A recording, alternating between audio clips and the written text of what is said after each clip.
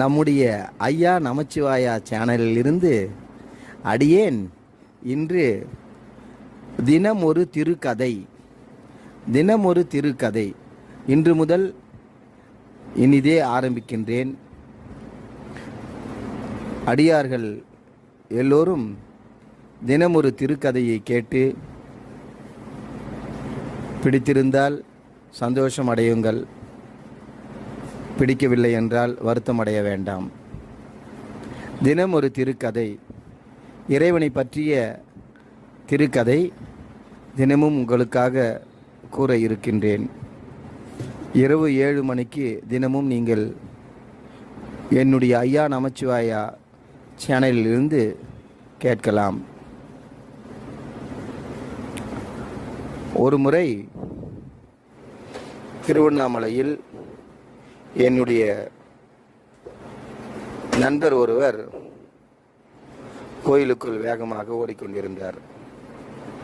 இது நடந்து 20 வருடங்களுக்கு முன்பாக நடந்தது. என்னப்பா இவ்வளோ வேகமாக போய்கிட்டு இருக்க அப்படின்னு கேட்டேன்.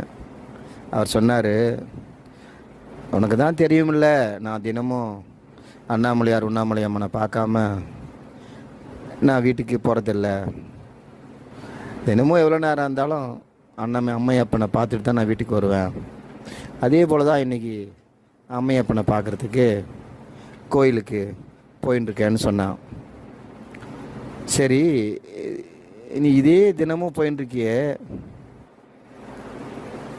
உனக்கு சுவாமி அருள் புரிஞ்சாதா அப்படின்னு கேட்டேன். அதுக்கு அவன் சொன்னான், சுவாமியை தினமும் நினைக்கணும், அவருடைய அருள் இல்லாமல் அந்த வாழ்க்கையில் எதுவுமே கிடையாதுன்னு சொல்லிட்டு சரி நான் வரேன் அப்படின்னு சொல்லிட்டு போயின்னு இருந்தான். உடனே கூப்பிட்டு, இருப்பா எத்தனை வருஷமாக நீ சுவாமி பார்த்துட்டு இருக்கன்னு கேட்டேன். எனக்கு தெரிஞ்சு 3 வருஷமாக தினமும் சாயந்தரம் ஆனால் அண்ணாமலையார் உண்ணாமலை அம்மனை பார்த்துட்டு தான் மற்ற வீட்டுக்கு போவேன். அதெல்லாம் ரைட்டு, 3 வருஷமாக பார்த்துட்டு இருக்கன்ற, ஆனால் உனக்கு ஒரு வேலையும் கிடைக்கல. நீ இப்படியே பார்த்துட்டு இருந்தால் சாமிக்கிட்ட கேட்கறது இல்லையா, எனக்கு வேலை கொடு சாமின்னு அப்படின்னு கேட்டேன். அதுக்கு அவன் சொன்னான், சுவாமிகிட்ட முறையிடக்கூடாது, கேட்கக்கூடாது, அவருக்கே தெரியும், அவர் கருணை கடல், அவரே செய்வார். இன்னைக்கு வரைக்கும் நான் சுவாமியை தினமும் பார்த்துன்னு தான் இருக்கேன் அப்படின்னு சொல்லிட்டு அவன் போயிட்டான். திடீர்னு ஒரு நாள் வந்தான் என்கிட்ட. என்னப்பா என்ன திடீர்னு இவ்வளோ தூரம் அப்படின்னு கேட்டேன். அதுக்கு அவன் சொன்னான், எனக்கு கவர்மெண்ட் அப்ரண்டிஸ் கிடச்சிடுச்சே அப்படின்னு சொன்னான். பரவாயில்லையே, இறைவனை வணங்கினேன், எனக்கு கிடச்சிடுச்சே அப்படின்னு நான் சொன்னேன். அதுக்கு அவன் சொன்னான், நீ அன்றைக்கி என்ன கேட்டல்ல, சாமி உனக்கு வேலையை வாங்கி தரலையான்னு கேட்டல்ல, பத்தியா வாங்கி கொடுத்துட்டாரு. நான் பாட்டுன்னு போனேன், சாமிக்கிட்ட வணங்கினேன். அன்றைக்கி மனசுக்குள்ளே சின்ன ஒரு வருத்தம், இப்படி எல்லோரும் கேட்க மாதிரி வச்சுட்டியே சுவாமின்னு சாமிக்கிட்ட இந்த ஒரு வார்த்தை தான் சொன்னேன். மறுநாள் என் ஃப்ரெண்டு வந்தான். டேய் என்னடா சும்மா இருக்க, வாடா டிப்ளமோ முடிச்சுட்டு சும்மா இருக்கியே, வாடா உனக்கு அப்ரண்டிஸ் வாங்கி தரேன்னு கூப்பிட்டான்.